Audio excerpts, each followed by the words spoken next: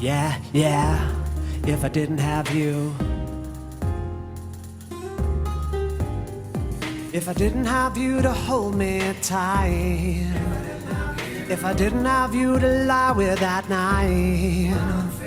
If I didn't have you to share my sighs and to kiss me and dry my tears when I cry, will I really think that I would have somebody else?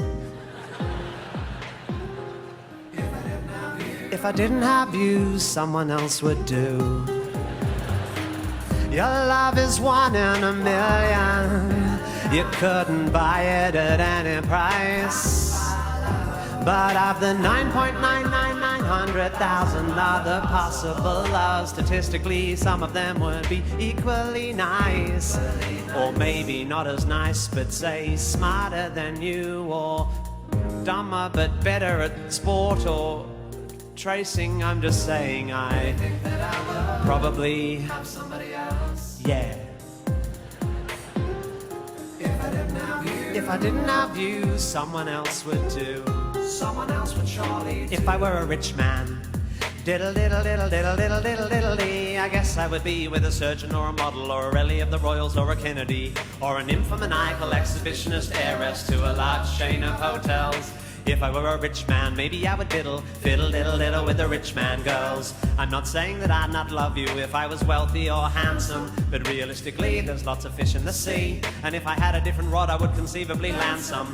Even though I'm fiscally consistently pitiable and considerably less Brad Pitt than Brad Pitiful, am I really so poor and ugly that you think only you could possibly love me? And I really think that I would probably have somebody else. Yeah. If I didn't have you, someone else would do. Someone else would surely. And look, I'm not undervaluing what we've got when I say that given the role chaos inevitably plays and the inherently flawed notion of fate, it's abstruse to deduce I found my soulmate at the age of 17. It's just mathematically unlikely that at a university in Perth I happen to stumble on the one girl on earth specifically designed for me.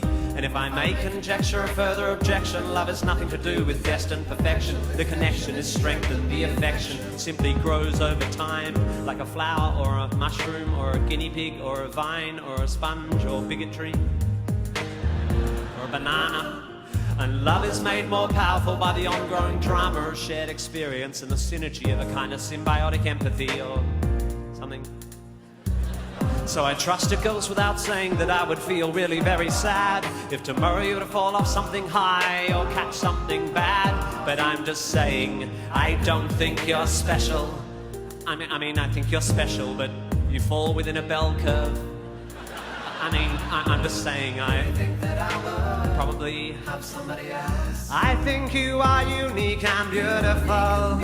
You make me happy despite being around. But objectively, you would have to agree that, baby, when I found you, options were relatively thin on the ground.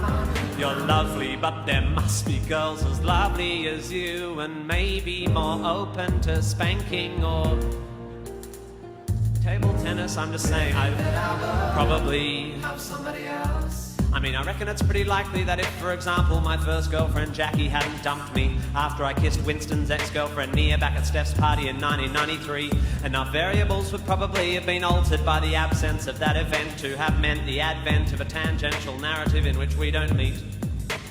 Which is to say, there exists a theoretical, hypothetical, parallel life where what is not as is, and I'm not your husband and you are not my wife, and I am a stuntman living in LA, married to a small blonde Portuguese skier who, when she's not training, does abstract painting, practices yoga and brews her own beer, and really likes making home movies and suffers neck-down alopecia.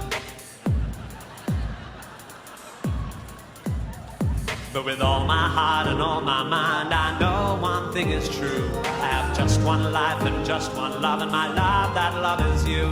And if it wasn't for you, baby, really think that I would probably have somebody else. Yeah. If I didn't have you, someone else would surely do.